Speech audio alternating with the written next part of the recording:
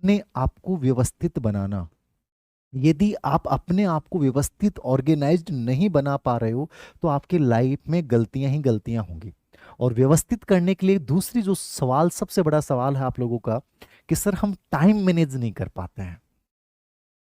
पहली बात तो हम गलतियां कर रहे हैं, ठीक है। गलतियों को दूर करने के लिए आपने कोई स्ट्रेटेजी नहीं अपनाई, गलतियों को दूर करने के लिए आपने विश्लेषण नहीं किया, गलतियों को दूर करने के लिए आपने एक्शन नहीं लिए, ठीक है। और कॉन्फिडेंस, भाई गलतियों को दूर करोगे और उसके बाद आप चौथी सबसे इंपॉर्टेंट कॉन्फिडेंस लाओगे, तभी तो आपकी तैयारी में उत्साह आएगा।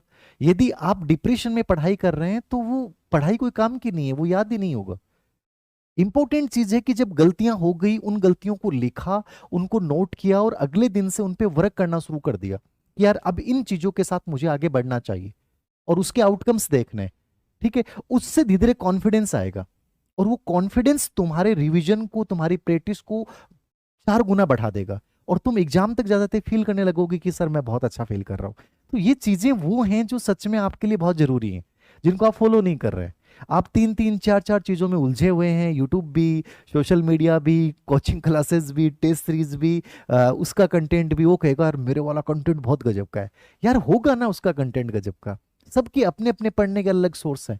कभी कोई एक कंटेंट पढ़ के थोड़ी हुआ है, सबके अपने अलग पढ़ने के तरीके हैं। अपनी साइकोलॉजी किताब रास्ता में सबसे अधिक बच्चे पढ़ते हैं, फिर भी हो सकता है कि 20% बच्चे अपनी किताब नहीं पढ़ते हैं, हो सकता है उन्हीं से भी सिलेक्ट होते होंगे, क्या फर्क पड़ता है। सबके अपने तरीके हैं। आप ये चीज मत हावी कीजिए कि यार उसने कहा है, वो कौन है बंदा, क्या वो सच में सही बोल रहा है, कुछ नहीं है। सबके अपने पूर्वाग्रह हैं, तो प्लीज अपने ऊपर विश्वास रखें, अपने आप को ऑर्गेनाइज्ड बनाएं। दूसरा जो बड़ा सवाल मैं आपके साथ चर्चा करने जा रहा हूं, टाइम मैनेजमेंट वाला, कि सर व्यवस्थित करना है सबसे पहले चीज, और व्यवस्थित करने के लिए आपका टाइम मैनेजमेंट सबसे इंपॉर्टेंट है। टाइम मैनेजमेंट सर हम नहीं कर पाते हैं। मैं आज की इस वीडियो के माध्यम से हर उस बच्चे को 2-4 बातें बताऊंगा, इसको सुनिएगा। टाइम मैनेजमेंट करने के लिए सबसे बेस्ट तरीका है, मैंने पहले भी कहा था कि जनवरी तुम्हारा यदि प्रोडक्टिव नहीं जाएगा, तुम्हारा फरवरी डाउन होगा। और जनवरी फरवरी खराब चले गए, मार्च तुम्हें मार डालेगा, याद रखना, मार डालेगा। तुम्हारा कॉन्फिडेंस जीरो, तुम्हें लगेगा कॉन्फिडेंस से बाहर हूं, अगली नई वैकेंसी में तैयार हो जाऊंगा। इसलिए मैंने कहा था कि जनवरी को प्रोडक्टिव बनाना। तुम हर दिन बर्बाद कर देते हो, वो अगला दिन भी तुम्हारे बर्बाद की कहानी लिखा जाती है। आज का दिन तुमने खराब कर दिया, आज की नाइट खराब कर दी, कल का दिन तुम्हारा खराब होगा, तय मान के चलिएगा। जीवन में टाइम मैनेजमेंट वो घूमता है, ये सर्किल है। तो कोशिश कीजिए, जीवन एक एल्गोरिदम, मैंने इसलिए एल्गोरिदम इसलिए, आपकी की गलतियां तुम्हारे सामने बार बार आएंगी, तो गलतियों से बचना है। तो टाइम मैनेजमेंट मोस्ट इंपॉर्टेंट। क्या करना है, सुनिएगा मेरी 3 बातें। दिन को विभाजित कीजिए, आपको दिन को 3 भागों में कम से कम विभाजित कीजिए, आप 4 में भी विभाजित कर सकते हैं। और मैंने पहले भी बोला है, टाइम मैनेजमेंट के लिए सबसे इंपॉर्टेंट है कि आपकी शुरुआत बहुत इंपॉर्टेंट होनी चाहिए। जैसे मैंने कहा था कि जनवरी की शुरुआत बहुत महत्वपूर्ण होनी चाहिए। जनवरी में आपको बहुत अच्छी अच्छी चीजें करनी थी, गलतियां बहुत कम करनी थी, वो आपको कॉन्फिडेंट बना देता। अब आपको क्या करना है, शुरुआत दिन को 3 या 4 टाइम टेबल बनाना है, और इसमें सबसे इंपॉर्टेंट है मॉर्निंग। मॉर्निंग का मतलब है कि आपको 12 PM से पहले, जैसे आप मान लीजिए आप 6 से 12 के बीच में, 5 से 12 के बीच में, 7 से 12 के बीच में, 8 से 12, 8 तो मैं गलत मानूंगा, ये 3 के बीच में आप कोशिश कीजिए कि 4 से 5 घंटे आप निकाल लीजिए। और इसको आप ग्रीन घंटे बोलेंगे। क्या बोलेंगे आप इसको, ग्रीन, जिसको आप फॉलो करना है मेरे अकॉर्डिंग, इसको ग्रीन मानेंगे आप। ग्रीन वो टाइम है जो जहां आपको वो सबसे हार्ड टॉपिक, जो आपके सबसे सिलेक्शन में सबसे इंपॉर्टेंट रोल अदा करने वाले हैं, वो ये घंटे यही हैं आपकी जिंदगी के। इनमें से आप 4 से 5 घंटे निकालिए, सुबह के टाइम में कहीं भी बिताइए, बट ये सबसे प्रोडक्टिव बनाइए इन घंटों को। यदि ये 5 घंटे आपके प्रोडक्टिव बन गए ना, आपका पूरा दिन गजब का बन जाएगा। और मैं कह रहा हूं 5 महीने इसको फॉलो कर लीजिएगा, मजा आ जाएगा। फिर आप जैसे 12 बजे के बाद, फिर 12 से जो 4 का टाइम है ना, वो एक प्रकार से येलो टाइम होता है। येलो टाइम का मतलब होता है 12 से 4 पे, मतलब इस टाइम में आप में उतनी ऊर्जा नहीं रहती है, तो इस समय आपको PYQ हल कर सकते हैं।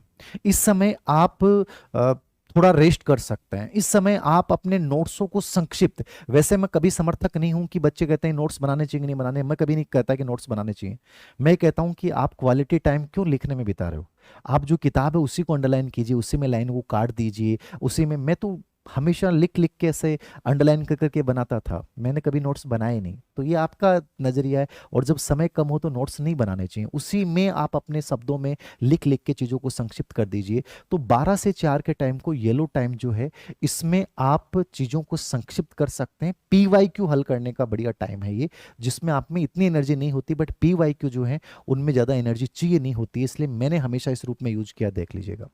फिर आप जैसे 4, 4:30 से 4 बजे से लेके 8 बजे का जो टाइम है, इसको आप एक प्रकार से रेड जोन वाला टाइम होता है, ये शाम को का टाइम होता है।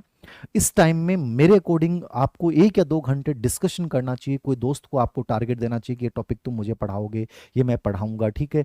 या उस समय आप जो है कोई भी ऐसा इजी जो बड़ा रुचिकर विषय है उसको आप इस समय पढ़िए, ठीक है। क्योंकि इस समय आप थक चुके होते हैं और आपका माइंड नई चीज़ों को अडेप्ट नहीं कर पाता है, तो रिवाइज की हुई चीज़ों को इस समय दोबारा से रिवीजन कर सकते हैं। तो रिवीजन वाला टाइम ये मैं बोल सकता हूँ, और डिस्कशन का टाइम इसको अपन बोल सकते हैं। उसके बाद आपका 8 से 11 के रात को 8 से 11 के बीच का समय ये वापस से ग्रीन टाइम बन जाता है, ठीक है ना। या 9 से 11 के बीच में 2 घंटे रात को फिर से आप एक अच्छे विषय के लिए निकालिए। इस प्रकार से 3 से 4 कैटेगरी में यदि आप पूरे दिन को विभाजित करते हैं और डेली आप आत्म मूल्यांकन करते हैं, तो मुझे लगता है कि आप बहुत बड़े से बड़े सिलेबस को बहुत अच्छे से कवर कर सकते हैं। ये टाइम मैनेजमेंट का एक फार्मूला जो एक यूनिवर्सिटी के अध्ययन के बेस पे भी है, और स्पेशली मैंने बहुत इसको फॉलो किया था। मैंने डायरी में कहीं एक लेख पढ़ा था, उसके अकॉर्डिंग इन चीज़ों को फॉलो किया था मेरे रिसर्च टाइम में। आप भी इसको फॉलो कर सकते हैं। मॉर्निंग टाइम को सबसे अधिक प्रोडक्टिव बनाना, एक सर घंटे के आधार पे पढ़ें, टॉपिक वाइज पढ़ें। मेरे अकॉर्डिंग आपको संतुष्टि क्या मिलती है वो ज़्यादा इंपॉर्टेंट है। आपको लगता है कि मुझे टॉपिक कवर करना है, मुझे उससे खुशी मिलती है, या मुझे लगता है कि मैं 2-2 घंटे के स्लॉट बना लूँ, उससे मुझे अच्छा लगता है। ये किसी से नहीं पूछना चाहिए, आपके अकॉर्डिंग तय कीजिए कि मेरे लिए क्या बेटर है। और नोट्स का मैंने बता दिया है। ये थोड़ा सा टाइम मैनेजमेंट में आप ये 2-3 चीज़ें आप फॉलो कर सकते हैं। तो ये आज के 2 महत्वपूर्ण सवालों के जवाब थे।